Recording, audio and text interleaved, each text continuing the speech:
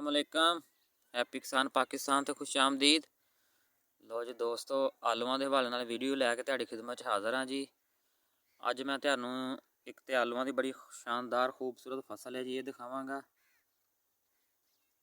ये सुरख variety Lara लगी है जी, बहुत ही ज़बरदस्त फसल है। ओवरऑल आलूआं दी कंडीशन जिहड़ी है बहुत बेहतर जा रही है। और इस तो बाद आने वाले दिन जिहड़े आ वो मौसम साफ है और 2-3 दिन तो बाद सर्दी की शिद्दत इजाफा हो रहा है। 13-14 दसंबर ਨੂੰ कोहरे की एक लहर आ रही है, हो सकता मौसम चेंज हो जाए। तो अपने किसान भाइयों अगे रिक्वेस्ट है जी, अपनी एहतियाती तदाबीर जड़ियाँ ने इख्तियार करन। हो सकता है कि टंपरेचर 12-13 दसंबर ਨੂੰ ਜਿਹੜਾ ਹੈ ਉਹ 3 डिग्री तक चला जाए। तो लो जी दोस्तों, हुण मैं तुहाडी खिदमत दे विच अज दे कच्ची पटाई दे हवाले कच्ची पटाई के हवाले नाल उकाड़ा सब्जी मंडी के अज के रेट जोड़े आ तुहानूं मैं देंगा जी। 2 दसंबर है जी अज। और कच्ची पटाई जिहड़ी है ਉਹਦੇ ਦੇ ਵਿੱਚ दिन ब दिन इजाफा हो रहा है। उकाड़ा सब्जी मंडी ਦੇ ਵਿੱਚ ਜਿਹੜੀ है बोरी ਦੀ आम ਦੇ 8000 ਨੂੰ क्रॉस कर चुकी है।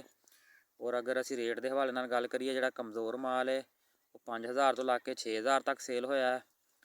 मोजीका की गल करिए 6000 रुपये तो लग के 7200 रुपये तक सेल होया जी। और अगर सेंटे की गल करिए 6500 तो लग के 7400 रुपये तक सेल होया जी। और अगर असी लाल वरायटियां की गल करिए जी 7700 तो लग के 8300 रुपये तक सेल होया।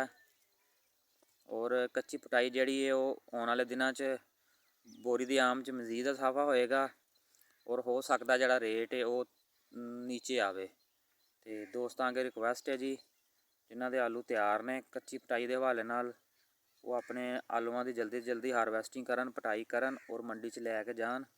रेट जिहड़े वो फिलहाल बड़े मुनासब ने और इस मौके तो जिहड़ा फ़ायदा है वो उठा लेना चाहिए जी।